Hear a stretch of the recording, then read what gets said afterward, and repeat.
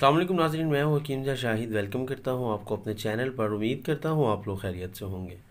एक बार फिर एक नई वीडियो के साथ और एक नई जड़ी बूटी के साथ आपकी खिदमत में हाजिर हूँ।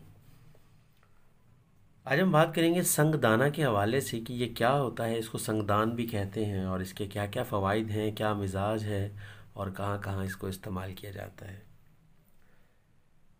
इससे पहले कि बात को आगे बढ़ाएं, अगर अभी तक आप लोगों ने चैनल को सब्सक्राइब नहीं किया तो सब्सक्राइब ज़रूर कीजिए, बेल आइकन को प्रेस कीजिए ताकि मेरी हर नई आने वाली वीडियो आपको मिलती रहे। सबसे पहले अगर बात करें इसके नाम की तो फ़ारसी ज़ुबान में इसको चीनादान कहते हैं या संगदान भी कहते हैं। और अगर अरबी में बात कर लें तो कांसा कहते हैं, सिंधी में गिजी कहते हैं, हिंदी में पत्थरी कहते हैं, पपोटा भी कहते हैं या संगदाना कहते हैं। अब अगर बात करें ये होता क्या है तो आप लोग बड़े अच्छे से इसे जानते होंगे, लेकिन इस टाइम जिस हालत में ये पड़ा हुआ है आपको समझने में थोड़ी मुश्किल हो रही होगी। अब अगर आपको मैं बताऊं कि ये क्या है तो हम लोग मुर्गी का इस्तेमाल करते हैं, जिसका हम गोश्त खाते हैं।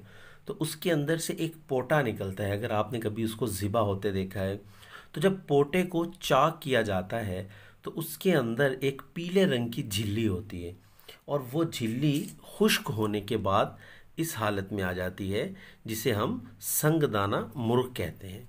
अब संगदाना मतलब अंदर जो इसके दाना वगैरह होता है, इसलिए इसको संगदाना भी कहते हैं।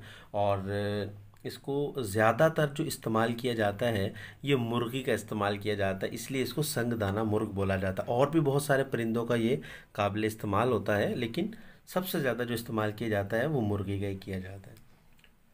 अब अगर बात कर लें इसके मिजाज की तो गर्म खुश्क होता है ये। और अगर इसकी फ़वाइद में बात कर लें तो इसको मुनासिब अदविया के साथ संग्रहणी में इस्तेमाल किया जाता है। संग्रहणी IBS वगैरह जिसको बोला जाता है, जिसमें खाना खाने के फ़ौरन बाद जो है पखाना की हाजत हो जाती है। और अगर अंतड़ियाँ वीक हों तब भी इसको इस्तेमाल किया जाता है। और बाज़ार में माजून संगदाना मुर्ग के हवाले से बड़ा मशहूर इसका मुरक्कब है जो आम दस्तयाब है। इसके अलावा अगर बात कर लें तो जो मोशन वगैरह होते हैं उनको बंद करने के लिए भी इसको इस्तेमाल किया जाता है। मैदे के लिए बहुत ज़बरदस्त चीज़ है, उसको ताकतवर बनाता है, वहाँ भी इसका इस्तेमाल किया जाता है। इसके अलावा जिगर के लिए इसका इस्तेमाल किया जाता है। जिगर अगर कमज़ोर हो तो उसको ताकतवर बनाने के लिए, अगर उसका मतलब वर्क सही ना हो तो उसको ठीक करने के लिए। अब अगर बात कर लें इसके नफ़े ख़ास की तो मुक़व्वी मैदा है और मुक़व्वी जिगर है। अब अगर बात करें इसके मुज़र असरात की तो देर हज़म है, मतलब थोड़ा सा देर से हज़म होता है।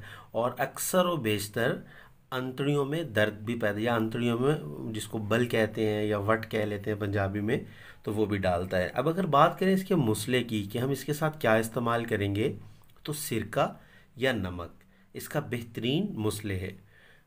और अगर बदल की बात कर लें तो एक परिंद का संगदाना दूसरे का बदल होता है। मतलब अगर मुर्गी का नहीं हमें मिल रहा तो बतख का इस्तेमाल कर सकते हैं, कबूतर का इस्तेमाल कर सकते हैं। मतलब ये एक दूसरे का बदल होता है। अगर बात कर लें इसकी मिकदार ख़ुराक की तो 1 ग्राम इसकी मिकदार ख़ुराक है। तो उम्मीद करता हूँ आज की वीडियो आपको पसंद आई होगी। अगर वीडियो पसंद आए तो लाइक कीजिएगा, शेयर कीजिएगा, ताकि आपके साथ साथ दूसरों का भी फ़ायदा हो जाए। तो आज के लिए इतना ही था। मिलते हैं किसी अगली वीडियो में। हकीम ज़ा शाहिद को इजाज़त दीजिए। अल्लाह हाफिज़।